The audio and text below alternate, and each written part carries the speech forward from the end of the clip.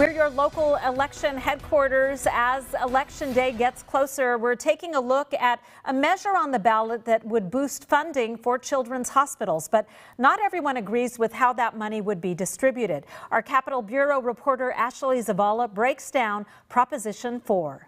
Proposition 4 would authorize $1.5 billion in bonds to fund grants for construction, renovation, expansion, and other upgrades to children's hospitals. To make sure that we can meet increased demand for our services, and also because we face new seismic standards, we need to make sure that our buildings are not only standing after a major earthquake, but can also treat patients after a major earthquake. 72% of the funds would go to 8 private, nonprofit children's hospitals across the state, including Valley Children's Hospital. 18% would go toward children's hospitals in the University of California system, and the rest would be distributed to 150 other pediatric care facilities. I think the question here is, does the taxpayer need to fund this work, not whether or not the work is important? Members of the League of Women Voters say they support children's hospitals, but they oppose Prop 4, taking issue with most of the money going toward private facilities. These 8 private children's hospitals each put in about $680,000. If this measure passes, they will each get back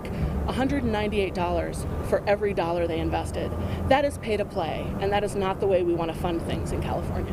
But the Children's Hospital Association says the money is divided in the measure based on patient volumes. It's not so much an issue whether the hospital is not-for-profit or public, but who are the patients being seen in those hospitals. And 2/3 of the patients we see are publicly financed by Medi-Cal. And the problem is that Medi-Cal doesn't reimburse for infrastructure, and that's why periodically we've come back to the voters and said, can you please help us with just a portion of our infrastructure financing. If passed, supporters say children's hospitals would start to see upgrades within the next year or two. In Sacramento, Ashley Zavala, KC24, local news that matters.